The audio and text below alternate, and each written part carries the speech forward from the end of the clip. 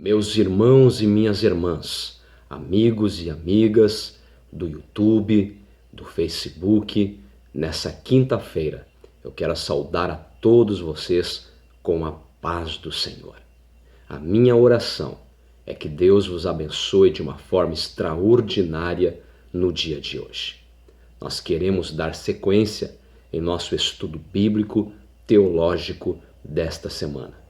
Estamos estudando hermenêutica bíblica, a ciência, a arte de interpretar o texto sagrado. Amém? Hoje nós queremos falar um pouco acerca de exegese, tá? E nós então queremos fazer leitura do nosso material teológico e também estaremos comentando para a nossa melhor compreensão. Então convido você a me acompanhar. A palavra exegese vem do grego ekegeomai, que significa arranco do texto. Então este é o significado básico da palavra exegese. É arrancar do texto, extrair do texto, né? Para que a gente possa ter uma melhor compreensão. Então tudo aquilo que eu conseguir, né, através da oração,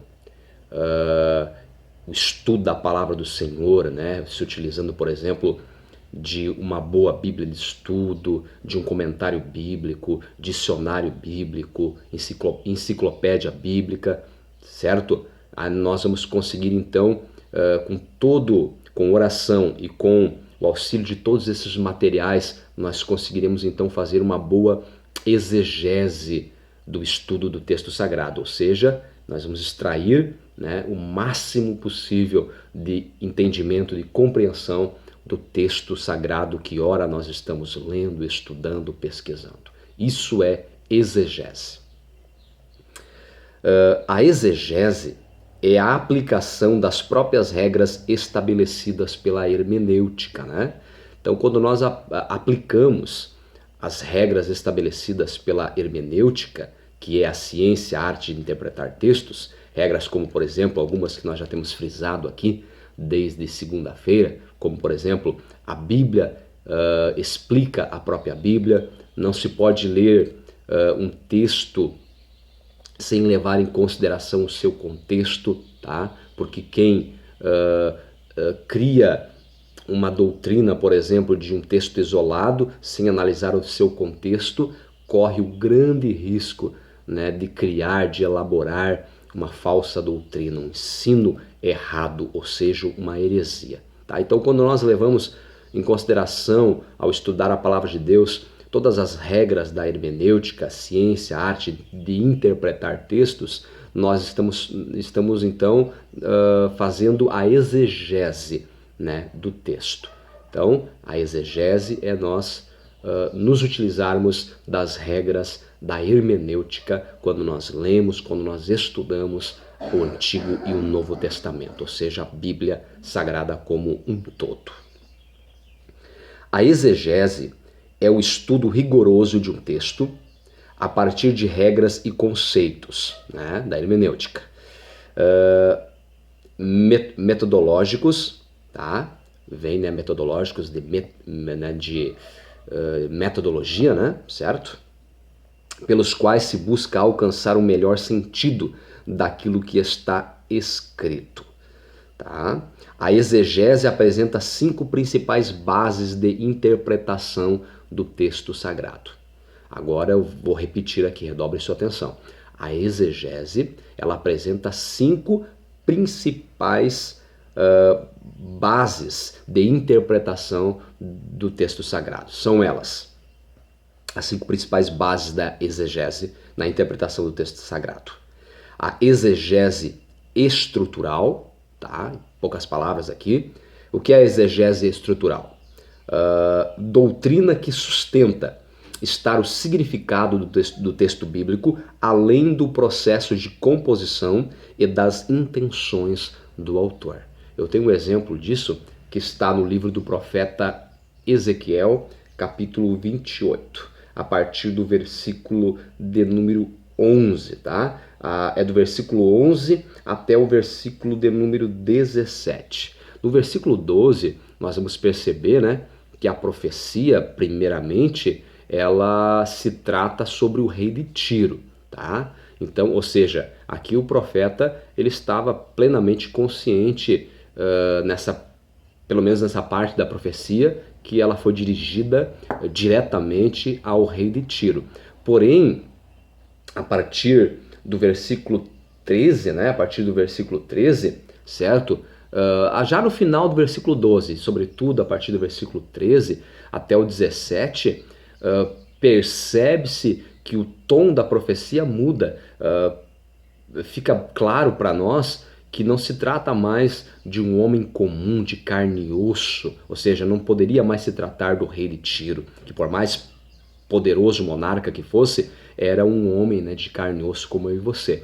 Mas vai falar acerca de características que somente se enquadram a um ser espiritual. E aí nós vamos compreender, lendo o texto, que se trata, né, daquele que um dia fora um querubim, mas que se rebelou, promoveu, não bastou apenas ele se rebelar, mas promoveu uma rebelião entre os anjos, arrastou após si a terça parte dos anjos, ou seja, o texto está falando de Satanás, certo? Ou seja, então o autor, no caso Ezequiel, na primeira parte da profecia, fica claro para ele, né? Ele tem consciência que se trata do rei de Tiro, porém, na segunda parte, provavelmente, Ezequiel, inspirado pelo Espírito Santo, escrevendo, mas ele não sabia, né, que se referia a Satanás. Esta é a probabilidade, tá? Então, isso é a exegese estrutural, né? Doutrina que sustenta estar o significado do texto bíblico além, né, do processo de composição e das intenções do autor, certo? Então você percebe que nesse texto aqui, né, vai além daquilo que Ezequiel estava vendo no seu contexto histórico, rei de Tiro, enfim, tá? Continuando, exegese gramático histórico, exegese gramático histórica, melhor dizendo, tá? Princípio de interpretação bíblica que leva em conta apenas a síntese e o contexto histórico no qual foi composta a palavra de Deus.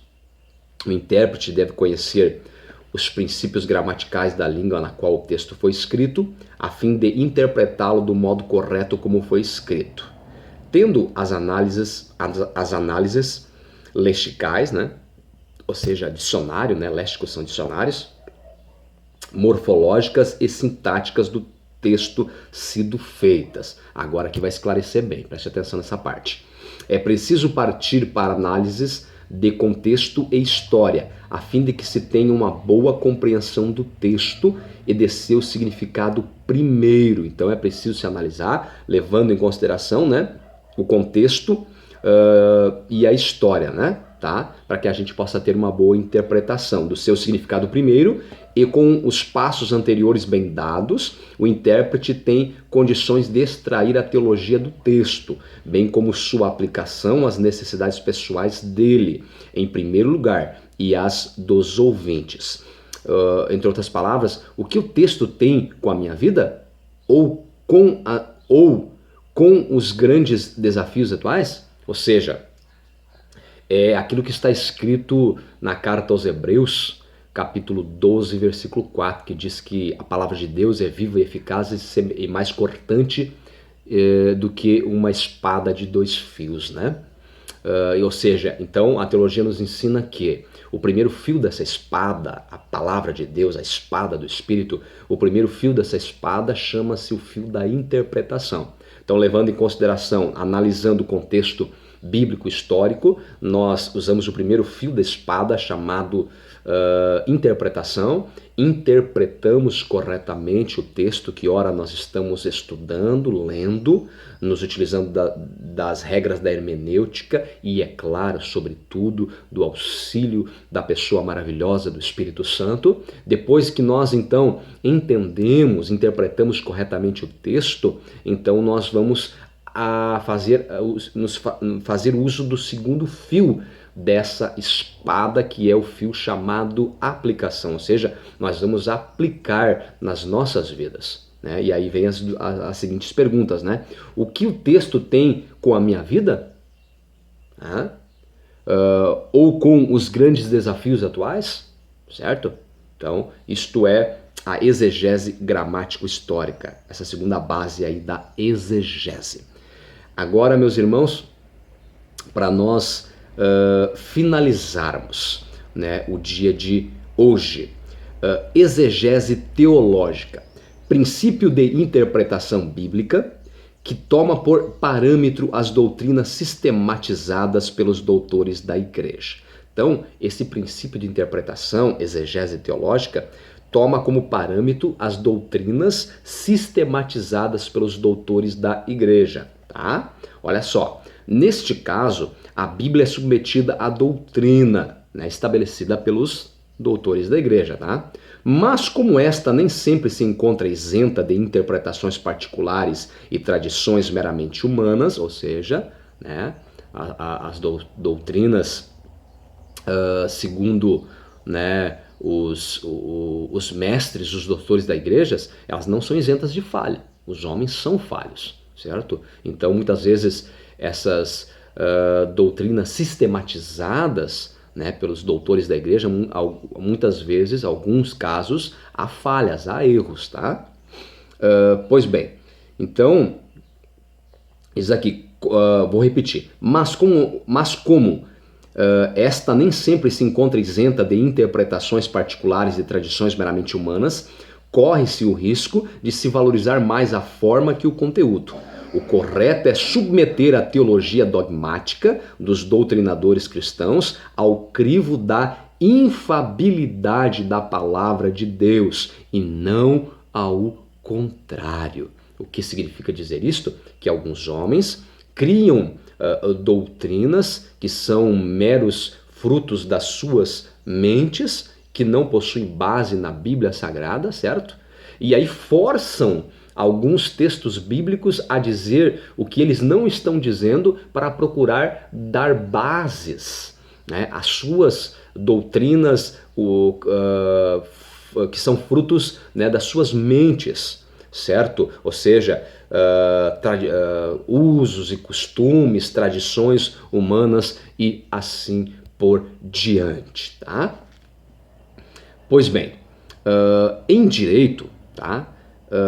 Em direito se recorre muito às opiniões dos doutrinadores jurídicos para uma melhor interpretação dos textos legais. Na teologia, a opinião dos eminentes mestres e doutrinadores bíblicos também é muito importante, porém, suas linhas de interpretação não são infalíveis, tá? Ou seja, normalmente, né, os pastores, normalmente, eles são mais profundos em Bíblia Sagrada do que os demais membros da igreja, mas fique claro que eles não são infalíveis, eles são humanos, eles também erram, também promovem interpretações equivocadas e, infelizmente, às vezes até forçam interpretações, né, para massagear o seu ego, enfim, ao seu bel prazer, tá? Às vezes, infelizmente, até por intenções espúrias, tá bom? Finalizando, a Bíblia é sua própria intérprete, diz o princípio hermenêutico. A Bíblia deve ser o próprio recurso primordial para entender ela mesma. Uma interpretação particular que entra em choque com o ensino total da Bíblia deve ser totalmente rechaçada e rejeitada. Então, todo o ensino, certo? Toda a interpretação particular que entrar em choque, né, com a Bíblia Sagrada, certo? Com o ensino total da Bíblia Sagrada deve ser rechaçado, deve ser descartado, tá?